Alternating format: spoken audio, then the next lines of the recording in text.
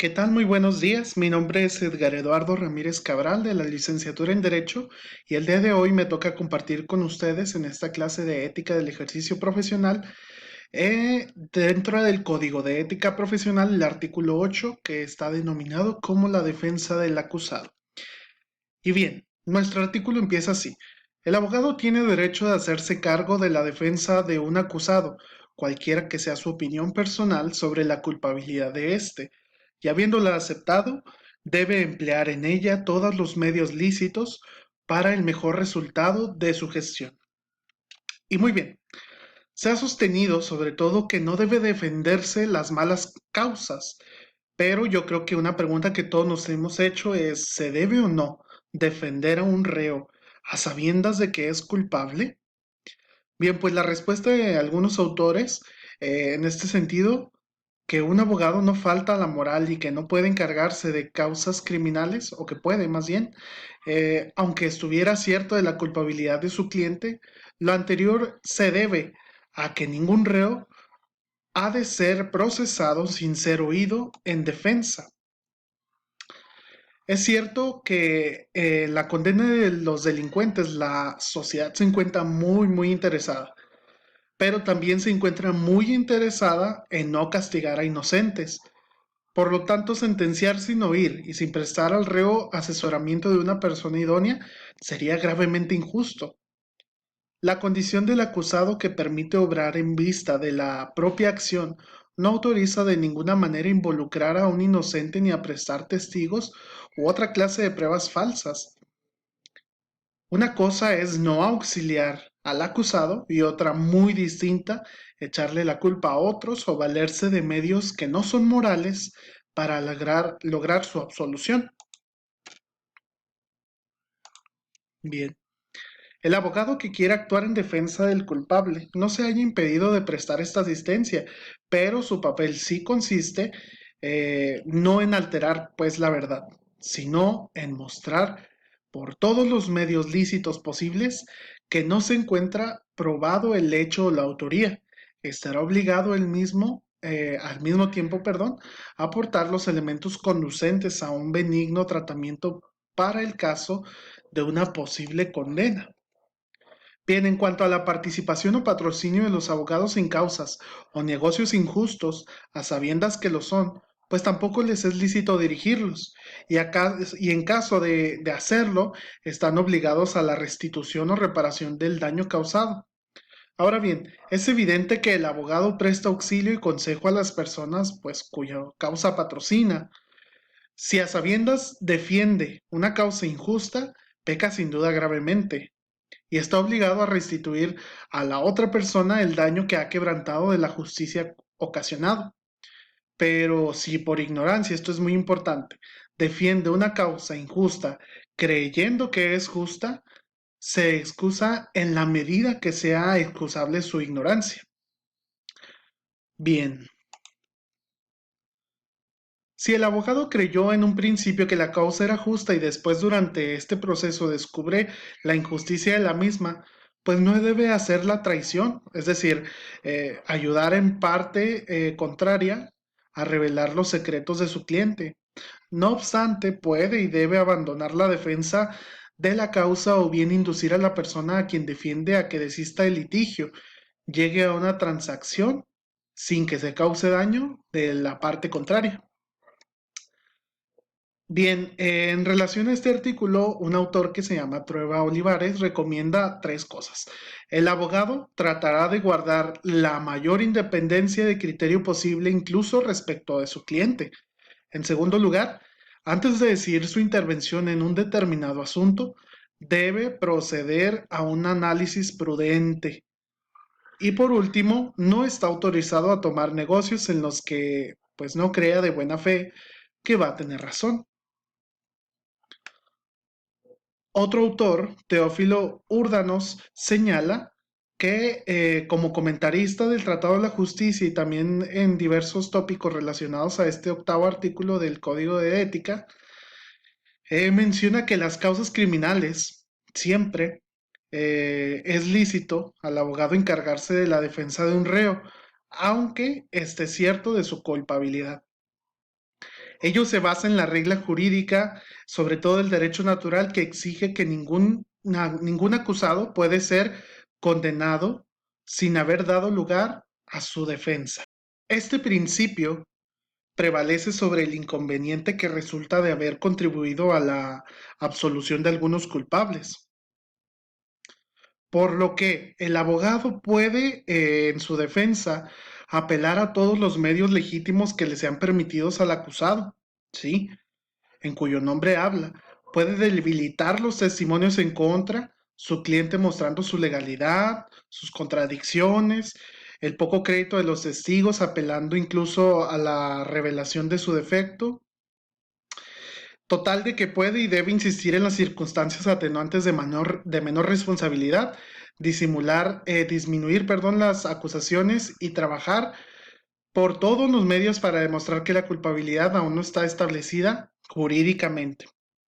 Por lo que nunca podrá, en cambio, defender la causa por medios injustos o poco honestos usando falsedad.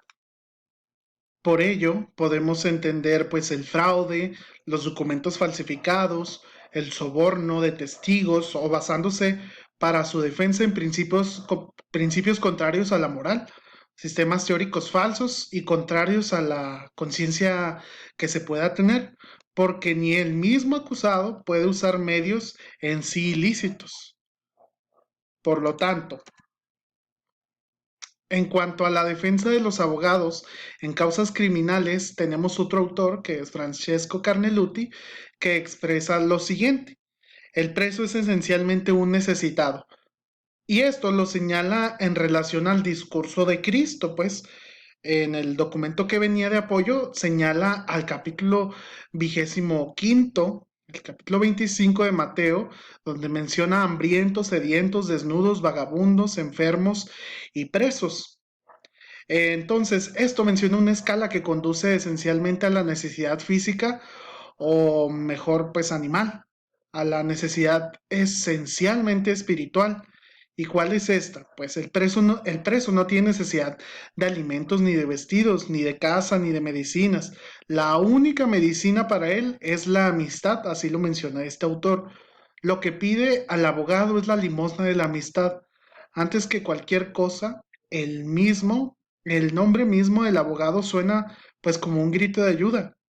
Abogado, advocatus, vocatus est, por lo que el abogado es el cual se le pide, en cualquier término, la forma esencial de ayuda, que es propiamente la amistad. Bien, dentro de la valoración ética, generalmente un cliente que no ha pasado por el estudio del derecho y estuviera en la potestad de encontrar a un abogado, pues con una pericia técnica, porque adicionalmente creyese en su inocencia, no cabe duda que optaría pues por ellos. Los clientes esperan que sus abogados no solo hagan suyos sus intereses defendiéndolos celosamente, sino que parece exigir que los abogados muestren interés hacia sus dichos. No quiere solo que el abogado con sus acciones vele por sus intereses, también espera que sus creencias vean sensibles a sus afirmaciones.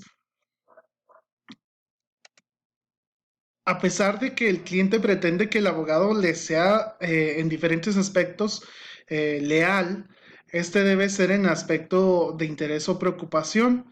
Pretende que el abogado sea leal a sus creencias, a que esté inclinado a creer pues en su inocencia. Y por lo que respecta a la lealtad de creencias, se puede entender como una relación también de amistad, eh, en relación a la lealtad, pues. La lealtad puede considerarse también dentro de la virtud humana, sí, puede ser considerado dentro de la virtud humana, que pone a las personas en la capacidad de asumir compromisos, respetar la palabra, mantener las promesas, y todo esto viene como una exigencia del deber ser, ¿sí? No como un solo hábito de la voluntad, o sea, el deber ser del abogado, que es un principio deontológico. Por lo que este carácter personal es una persona, esta relación entre el cliente y la persona y el abogado es una relación compleja, porque se presenta una persona. Entonces se genera una situación de desigualdad. La obligación de ejercer la lealtad es por parte del abogado, ya que el cliente no conoce todas las cuestiones técnicas que el abogado sí. Entonces, ante el contexto de la mercantilización y el pragmatismo, que ahora que es este un proceso de competitividad en la práctica jurídica, se debe prever sobre todo la relación de las personas como principios y virtudes, una preservación de principios y virtudes. Bien, ejemplos. Supongamos que un amigo está acusado de cometer delito de secuestro, acusado del que él niega. Si la evidencia está en su contra y es fuerte, pero no concluyente, seguro que tendremos una tendencia a creer que lo que dice nuestro amigo no va más allá de la evidencia. Ay, perdón. Los amigos no solo son leales en sus acciones, sino también en las opiniones o creencias. Quieren que les creamos. Sin embargo, en este segundo ejemplo se los pongo de otra manera. Una persona que ha sido acusada de robar y está enfrentado a un juicio, un abogado se ha encargado de su defensa y ha argumentado por su inocencia. El acusado ha repetido constantemente desde que lo contrató, pues que es inocente. El abogado al preparar sus alegatos lo invita, lo solicita en su despacho, que a pesar de eso es muy lujoso. El cliente tiene una llamativa por esas figuritas de porcelana que el abogado tiene en su escritorio. Y más de una vez el cliente se ha fijado en ellas. El abogado escucha y le toma nota mientras el cliente a veces como que se distrae mirando esas figuritas. Luego entra su secretaria al despacho, le dice que tiene una llamada urgente, el abogado le pide que le disculpe un momento y guarde esas figuritas bajo llave. Pues el cliente se queda preguntando verdaderamente si es que el abogado cree o no en él, cree que es culpable. Por lo que al volver a la oficina le pregunta y el abogado le responde que es algo que hace usualmente, que su profesión se cruza con gente pues no tan honesta, así que es lógico que tomen sus medidas. Entonces el cliente piensa que es un ladrón y el abogado simplemente responde que lo que crea o no en relación con el cliente es irrelevante.